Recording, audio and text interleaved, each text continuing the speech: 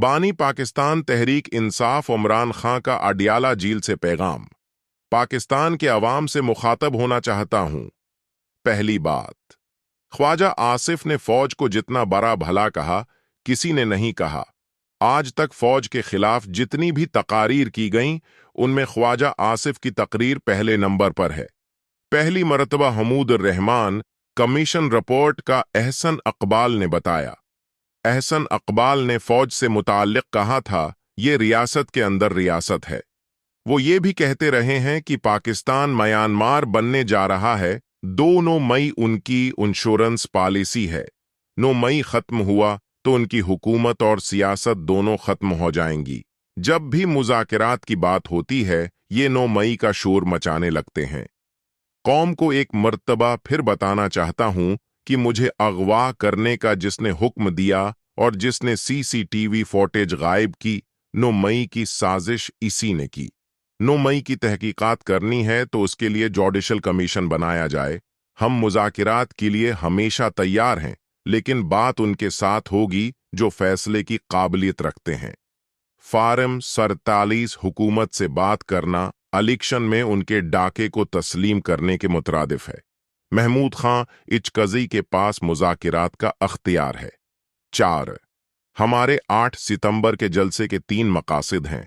एक मकसद चोरी क्या हुआ मैंडेट पीटीआई को वापस किया जाए। दूसरा मकसद कब्जा ग्रुप से मुल्क को हकीकी आज़ादी दिलवानी है और तीसरा मकसद मुल्क में है आज़ाद अदलिया का क़याम है।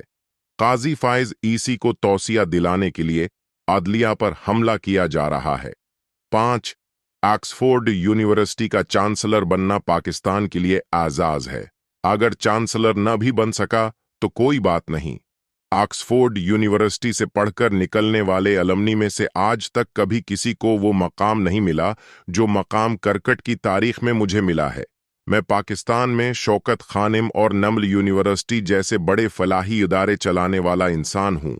हमने 2 कैंसर हिस्पताल बनाए, 2 यूनिवर्सिटियां बनाई हैं और 1 यूनिवर्सिटी बन रही है।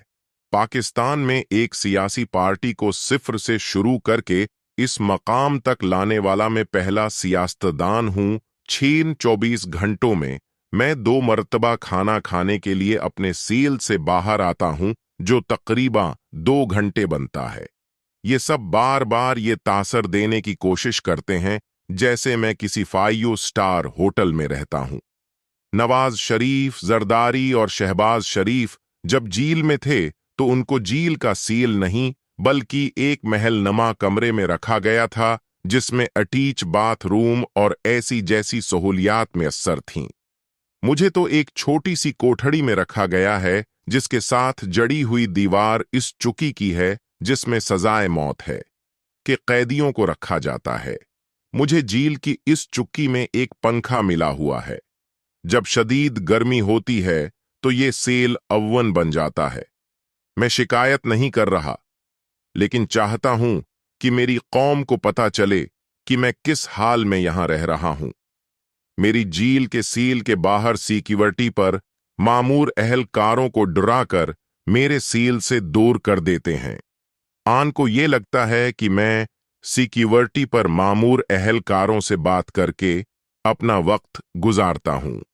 मेरे पास तो पढ़ने को इतना कुछ होता है कि मुझे किसी से बात करने की जरूरत ही नहीं। मुझे तो ऐसे लगता है कि मैंने यूनिवर्सिटी में फिर से दाखिला ले लिया है।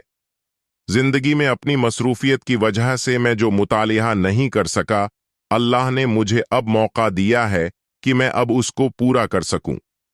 जेल में मुतालिया करके अल्लाह ने मेरे इल्म में जो अजाफा किया है, मुझे तो उसका अंदाजा ही नहीं था। लेकिन उनको ये लगता है कि इस तरह के हरबे इस्तेमाल करके ये मुझे जेल में तन्हा कर देंगे।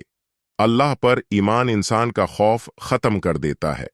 अल्लाह ताली कुरान में फरमाता है कि जब तुम ईमान लाओगे तो मैं तुम्हारे खौफ ख़त्म कर दूंगा। मेरा ये ईमान है कि ज़िंदगी और मौत अल्लाह के अख्तियार में है।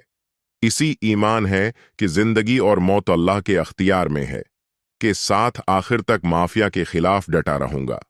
हेफ्ता गीन्स बुक में 2 नई एंट्रियां होने वाली हैं।